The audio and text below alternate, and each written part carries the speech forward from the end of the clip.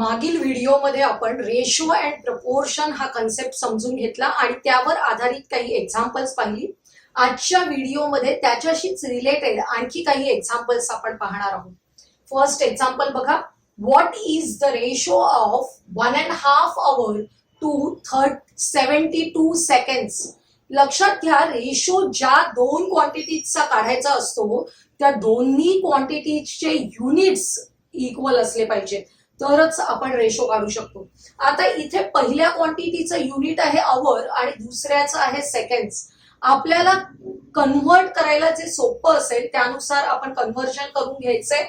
1.5 hours आपण seconds मध्ये conversion करू शकतो. तुम्हाला माहिती आहे 1 hour is equal to 60 minutes. लक्षात घ्या, 1 hour is equal to 60 minutes and half hour is equal to 30 minutes. म्हणजे 90 minutes झालेले आहेत. आणि या मिनिट्सचं पुन्हा सेकंड्स मध्ये कन्व्हर्जन करायचंय, कारण इथे 72 seconds दिलेले आहेत. आता 1 minute is equal to 60 seconds. म्हणजे या 90 मिनिट्सचं सेकंड्स मध्ये कन्व्हर्जन करायला आपल्याला या 90 ला पुन्हा एकदा 60 ने मल्टिप्लाय करावं लागेल. म्हणजे 954 आणि हे झिरोज येतील त्याच्यावर 5400 seconds अशी आपली फर्स्ट क्वांटिटी आलेली आहे. आपण हे असं न करता असं मल्टिप्लिकेशन ठेवलं तरी चालणार आहे. ठीक आहे, 5400 ही फर्स्ट क्वांटिटी झाली आणि सेकंड क्वांटिटी आहे 72. या दोन क्वांटिटीजचा रेशो घ्यायचा आहे आपल्याला. आता या दोन्ही क्वांटिटीज एकाच युनिट मध्ये आहेत, सेकंड, म्हणून आपण रेशो काढू शकतो. 54 आणि 72 म्हणजेच 54 अँड 72 हे एकाच पाढ्यामध्ये आहेत 18च्या. 18 3 54 हे दोन झिरोज येतील वरती. 18 चोक 72. परत 4 आपण डिवाइड करू शकतो याला. बघा, 4 एके 4, इथे 4 7 28, 2 उरले, 4 पंचा 20. म्हणजे रेशो आला 75:1. फोर्थ अल्टरनेटिव्ह आहे बघा, 75:1. आता आपण सेकंड क्वेश्चन बघूया. हा पण तसाच आहे. What is the ratio of? आपल्याला रेशो काढायचंय 75 मीटर टू 4.5 किलोमीटर. आपल्याला कोणत्या तरी एका युनिट मध्ये कन्व्हर्जन करायचंय. 75 मीटर तसेच ठेवूया, फर्स्ट क्वांटिटी आपली. सेकंड आहे 4.5 किलोमीटर. किलोमीटरचं मीटर मध्ये कन्व्हर्जन जास्त सोपं आहे. 1 kilometre is equal to 1000 metre. म्हणजेच मला 4.5 मल्टिप्लाइड बाय 1000 करायचे. याच्यावर 3 शून्य आहेत, त्यातल्या एका शून्यामुळे हा जो डेसिमल पॉइंट आहे तो एक घर शिफ्ट होईल, म्हणजे निघून जाईल. म्हणजे आपल्याला 45 मिळाले आणि हे वरचे 2 शून्य आपल्याला त्याच्यावर द्यायचे. एवढे मीटर मिळालेले आहेत. आता या दोन्ही क्वांटिटीज एकाच युनिट मध्ये झालेल्या आहेत. या दोन क्वांटिटीजचा रेशो घ्यायचा आहे आपल्याला. 75/4500. 75 आणि 45 15च्या पाड्यात आहेत. 15 5 75, 15 3 45 आणि हे 2 शून्य द्यायचे. 5 आणि भाग लावूया. 5 1 5, 5 6 30 आणि हा 0 म्हणजे 1/60. याचाच अर्थ 1:60 असा रेशो येणार आहे. त्यामुळे सेकंड अल्टरनेटिव्ह आहे तो करेक्ट अल्टरनेटिव्ह आहे. क्वेश्चन नंबर 3 बघा. The ratio of the radii of 2 circles is 2:5. आता रेडियाई ऑफ 2 सर्कल्स आपण R1 अँड R2 अशा अज्युम केल्या तर रेशो आपल्याला दिलेला आहे R1:R2 इज इक्वल टू 2/5. काय सांगितलंय? Find the ratio of their areas. त्यांच्या एरियाचा रेशो. R1 रेडियस असेल तर एरिया काय असतो? पाय R1 स्क्वेअर. R2 रेडियस असेल तर एरिया असणार आहे पाय R2 स्क्वेअर. या दोन्ही एरियाचा रेशो इज इक्वल टू आपल्याला फाइंड आउट करायला सांगितलंय. बघा, पाय पाय कॅन्सल झाले. R1 square upon R2 square याचाच अर्थ R1 upon R2 bracket square. आपल्याला R1/R2 ची व्हॅल्यू माहिती आहे 2/5 ब्रॅकेट स्क्वेअर करायचे 2 square is equal to 4 5 square is equal to 25 म्हणजेच रेशो मिळालेला आहे 4:25. बघा आपला सेकंड अल्टरनेटिव्ह करेक्ट अल्टरनेटिव्ह आहे. Next question number 4. The ratio of the volumes of the cubes of the two cubes is 64:27. तुम्ही 7वी मध्ये already cube बघितलेला आहे आणि व्हॉल्यूम ऑफ द क्यूबचा फॉर्म्युला पाहिला होता एल क्यूब.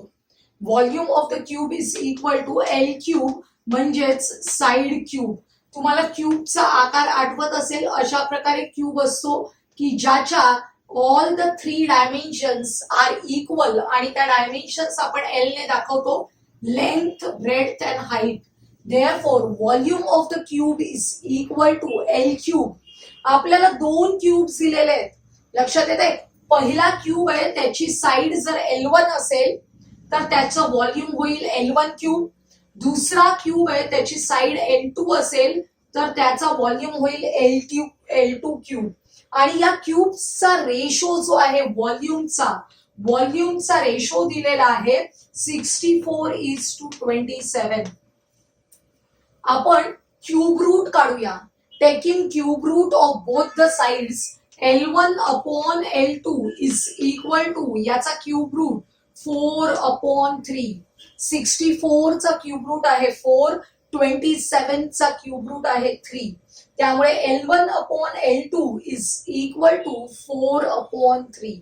तेच आपल्याला काढायला सांगितलंय. Find the ratio of their sides. Sides म्हणजेच L1 आणि L2 किती आहे रेशो 4:3 म्हणजेच थर्ड अल्टरनेटिव्ह. नेक्स्ट एक्झाम्पल बघा क्वेश्चन नंबर 5. एक्झाम्पल आहे क्वेश्चन नंबर 5. त्याच्यामध्ये काय काढायला सांगितलेलं आहे. If these 3 numbers are in proportion then x is equal to. आता आपण मागील व्हिडिओ मध्ये बघितलेलं if the 3 numbers are in proportion then square of the middle term. आपल्याकडे मिडल टर्म आहे x-2.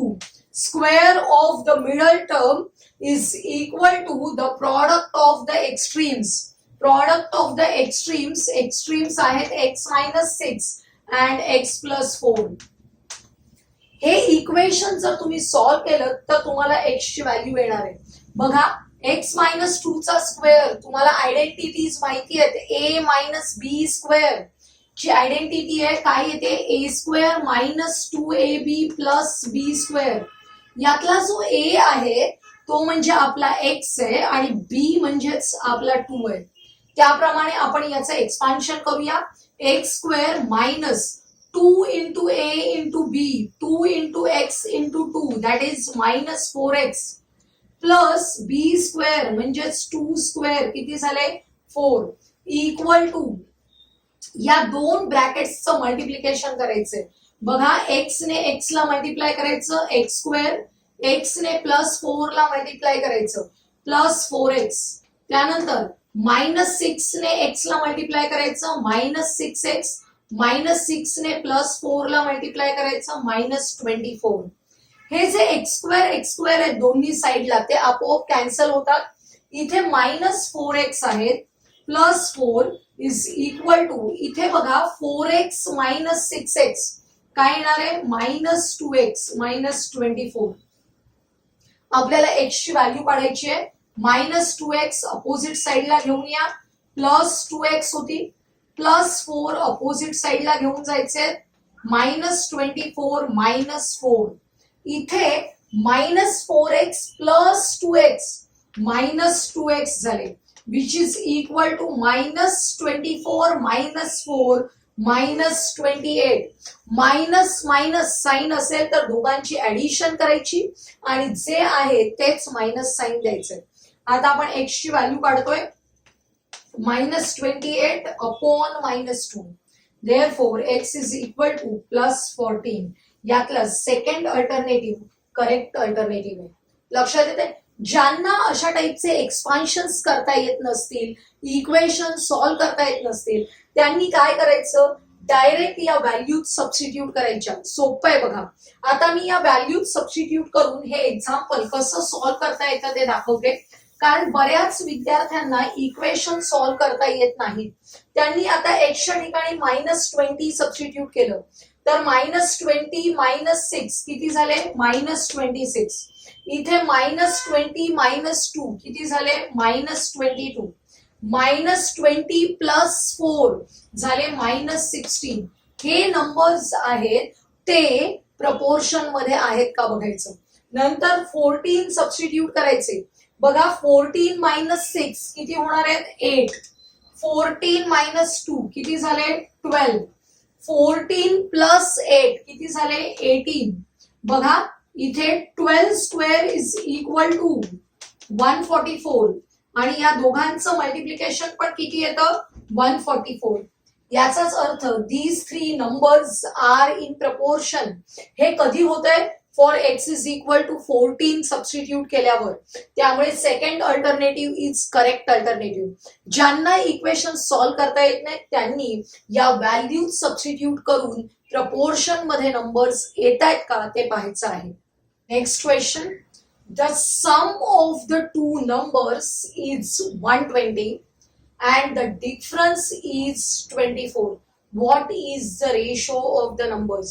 जेव्हा दोन नंबर्सची सम अँड डिफरन्स दिलेला असतो तेव्हा आपल्याला ते दोन नंबर्स डायरेक्ट काढता येतात. कसं काढायचं बघा. ग्रेटर नंबर जो मोठा नंबर आहे तो काढायला काय करायचं? सम प्लस डिफरन्स. म्हणजे मी लिहिते s + d divided by 2. Sum आहे 122 प्लस डिफरन्स आहे 24 divided by 2. That is 144 divided by 2. 2×7 = 14, 2×2 = 4 म्हणजे 72 हा ग्रेटर नंबर मिळालेला आहे. स्मॉलर नंबर काढायचे बरोबर. Smaller number is equal to काढायचा असेल हा सम मायनस डिफरन्स करायचं डिवायडेड बाय 2. सम आहे 120 मायनस डिफरन्स करायचे 24 डिवायडेड बाय 2 करायचे. डिफरन्स येणार आहे 96. 120 minus 24 96 divided by 2 that is 48. लक्षात घ्या हा मोठा नंबर आहे हा छोटा नंबर आहे. What is the ratio of the numbers? या दोन नंबर्सचा आपल्याला रेशो काढायचे. नंबर आहे 72 आणि दुसरा नंबर आहे 48. आपण रेशो काढूया. हे दोघेही 12च्या पाढ्यात आहेत. 12 चोक 48, 12 सक 72. आणखी आपण 24च्या पाढ्यात असल्यामुळे डायरेक्टली 24 त्रिक 72, 24 दुणे 48. 3:2 हा रेशो आहे. इथे आपल्याला 3:2 कुठे दिसत नाहीये. याचा अर्थ रेशो घ्यायचे 2:3. आपण मोठ्याचा लहानाशी रेशो काढलेला. इथे आपल्याला अशी कोणतीच कंडिशन दिलेली नाहीये. त्यामुळे आपण 48:72 पण रेशो काढू शकतो. तो येणार आहे 2:3. लक्षात येते. नेक्स्ट क्वेश्चन बघा. थोडासा वेगळ्या टाईपचा क्वेश्चन आहे. काय करायचंय आपल्याला? इफ आपण अगोदर कंडिशन्स लक्षात घेऊया. If 2/3 of b is equal to a आणि 1/2 of c is equal to b. याच्यामध्ये जो b आहे त्याची व्हॅल्यू आपल्याला इथे काढता येणार आहे. कारण b म्हणजे काय? Half of the c. आपल्याला c माहिती नाहीये. आपण काय करूया? Let c is equal to x. c काय घेऊया? x. मग half of the c is equal to b. याचा अर्थ half of the x is equal to b. x ची व्हॅल्यू मिळाली आपल्याला x/2. सॉरी b ची व्हॅल्यू मिळाली x/2. आता b ची व्हॅल्यू मिळाल्यावर आपण इथे a ची व्हॅल्यू काढू शकतो. बघा 2/3 multiplied by b is equal to a. इथे b ची व्हॅल्यू आपल्याला सबस्टिट्यूट करायची आहे. 2/3 into x/2 is equal to a. हे 2 कॅन्सल झाले म्हणजे x/3 ही आपल्या a ची व्हॅल्यू मिळाली आहे. आणि ऑलरेडी आपण c ची व्हॅल्यू अज्युम केलेली आहे x. लक्षात येते. a b अँड c आपल्याला h च्या फॉर्म मध्ये मिळाले. आपल्याला कंडिशन दिली आहे पुढची the sum of A, B and C is 143, then what is the value of B? Sum of A, B and C पहिला आहे x upon 3 म्हणजे A, B ची व्हॅल्यू आहे x upon 2 प्लस C ची value आहे x is equal to 143. हे equation solve करायचे. Equation solve करताना या सगळ्यांची ऍडिशन आहे ती जर आपल्याला करायची असेल तर यांचे डिनॉमिनेटर्स इक्वल करावे लागतील. इथे डिनॉमिनेटर आहे 3, इथे 2, यांचा एलसीएम घेऊया आपण 6. बरोबर, एलसीएम 6 म्हणजे सगळीकडे आपल्याला 6 हा डिनॉमिनेटर हवा असेल. इथे 2 ने मल्टिप्लाय करावं लागेल, इथे 3 ने, हा x आहे त्याचा डिनॉमिनेटर 1 आहे तिथे आपल्याला 6 ने मल्टिप्लाय करावं लागेल, आणि इथे सुद्धा हा 1 आहे तिथे कितीने मल्टिप्लाय करावं लागेल 6 ने. जेव्हा आपण इक्वेशनच्या दोन्ही बाजूला डिनॉमिनेटर इक्वल करतो तेव्हा आपल्याला डिनॉमिनेटर लिहायची गरज नसते. मी हा वरचा पार्ट तेवढा हे करते बघा. फक्त आपण न्यूमरेटर लिहिणार आहोत. 2 into x 2x plus 3 into x 3x plus 6x is equal to इथे 143 multiplied by 6. बरोबर, इथे ऍडिशन होणार आहे बघा. 11x is equal to 143 multiplied by 6. x is equal to 143 multiplied by 6 divided by 11. इथे आपण 11 ने डिवाइड केलं. 11 एके 11, 11 त्रिक 33, इथे 13 सक 78 एवढी x ची व्हॅल्यू आली. x ची व्हॅल्यू 78 असेल तर या b ची व्हॅल्यू काढायची आहे. b is equal to 78 divided by 2 that is 39. म्हणजे यातला कोणता अल्टरनेटिव्ह करेक्ट आहे? 4th अल्टरनेटिव्ह करेक्ट आहे. लक्षात येत आहे? तुम्हाला जर का या प्रकारे एवढे इक्वेशन सॉल्व करायचे नसतील तर मी सांगितल्याप्रमाणे हा एक एक नंबर आहे तो याच्यामध्ये तुम्हाला सबस्टिट्यूट करून बघावा लागेल, आणि मग या दोन्ही कंडिशन्स लक्षात घेऊन तुम्हाला यातला कोणता अल्टरनेटिव्ह करेक्ट आहे तो काढावा लागेल. लक्षात येते? आता हा 39 आहे तेव्हा काय होईल बघा. 2/3 into 39, 3 ने भाग लावला 39 ला की 13 येईल. 13 दुणे 26. ए ची व्हॅल्यू किती आलेली आहे? 26. A इज इक्वल टू, इथेच लिहिते मी, A इज इक्वल टू 26. आता आपल्याला हा जो 39 आहे B ची व्हॅल्यू आहे, इथे B 39 असेल तर C किती असायला पाहिजे? त्याच्या डबल म्हणजे 78. आणि लास्ट आपल्याला त्यावरून B काढायचे. तो B किती आहे तर आपल्याला काय होणार आहे बघा. A is equal to 2/3 of B. तो B आपण घेतलेलाच आहे 39. या सगळ्यांची ऍडिशन जर 143 आली तर आपलं उत्तर बरोबर आहे, हे लक्षात घ्या. तुम्हाला हे सॉल्व करता येत नसतील तर तुम्हाला हे सगळे पर्याय टाकत राहावं लागेल. एक एक अल्टरनेटिव्ह टाकत राहायचं. मिळणारे जे नंबर्स आहेत त्यांची ऍडिशन 143 येते का बघायची. जर आली तर आपला अल्टरनेटिव्ह करेक्ट आहे. लक्षात येते? याच्यातला 4th अल्टरनेटिव्ह करेक्ट आहे. Question number 8. If A is to B is equal to 4 is to 5. या टाइपचे एक्झाम्पल्स येतात बऱ्याचदा, सोपे आहेत हे. A इज टू B चा रेशो बघा मी लिहिते. A इज टू B हा रेशो आहे 4 इज टू 5, आणि नंतर B इज टू C चा रेशो दिलेला आहे. B इज टू C चा रेशो दिलेला आहे 3 is to 7. Then find the ratio of A is to C. A is to C चा रेशो काढायचा. आपल्याकडे B चा कॉमन दिलेला फॅक्टर आहे. हे जे 5 आणि 3 आहेत यांचा आपण एलसीएम काढायचा. LCM of 5 and 3 is equal to 15. आपल्याला जर B दोन्हीकडे इक्वल करायचं असेल, 15 करायचं असेल तर या रेशोला 3 ने मल्टिप्लाय करावं लागेल आणि या रेशोला 5 ने मल्टिप्लाय करावं लागेल. काय होईल हा रेशो बघा. 3 ने मल्टिप्लाय केल्यावर 4 3 12, 12 इज टू 15, आणि हा दुसरा रेशो 5 ने मल्टिप्लाय केल्यावर 5 into 3 15 आणि 5 into 7 35. 5 7 35. या दोन्हीकडचा B आपण सारखाच केलेला आहे. अशा वेळी आपल्याला एकच रेशो लिहिता येतो. 12 is to 15 is to 35. आणि असं जेव्हा आपण लिहितो तेव्हा ए अँड सी चा रेशो आपल्याला लिहिता येईल विच इज इक्वल टू 12:35. त्यामुळे second alternative is the correct alternative. Next question.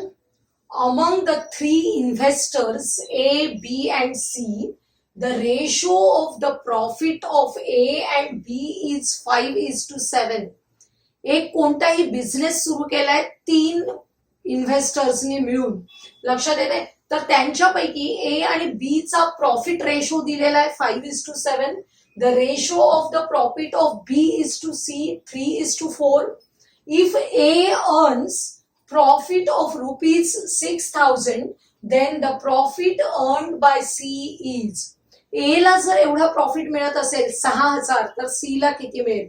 तुमच्या लक्षात येत आहे प्रॉफिट आहे ते त्यांनी किती रक्कम गुंतवलेली आहे, इन्व्हेस्टमेंट किती केलेली आहे त्या प्रमाणात प्रॉफिट मिळत असतं. त्यामुळे त्यांच्या इन्व्हेस्टमेंटचा रेशो आपल्याला लक्षात घ्यायचा आहे. अगोदर प्रॉफिटचा रेशो आहे तोच त्यांच्या इन्व्हेस्टमेंटचा रेशो असणार आहे. बघा, A is to B ratio दिलेला आहे 5:7, B is to C 3:4.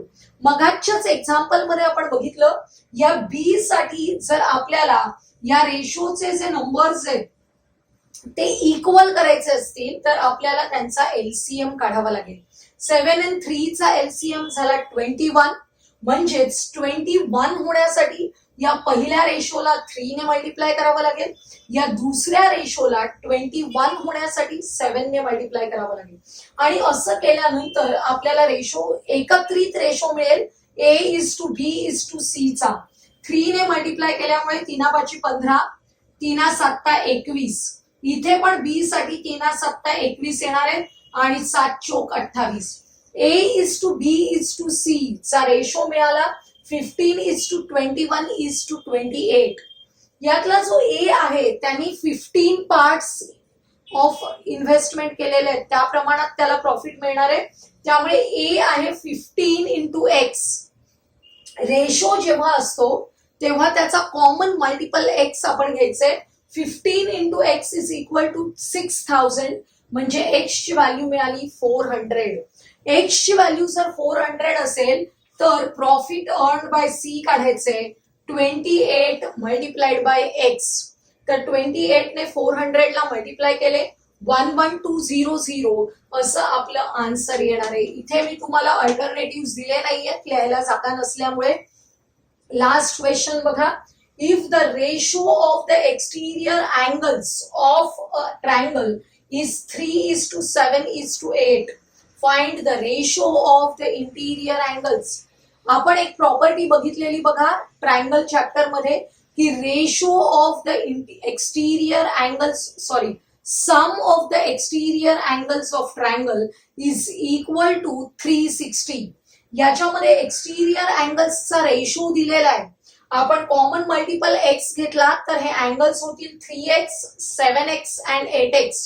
Some of these 3 angles equal to 360. X ची व्हॅल्यू मिळणार आहे आपल्याला 20.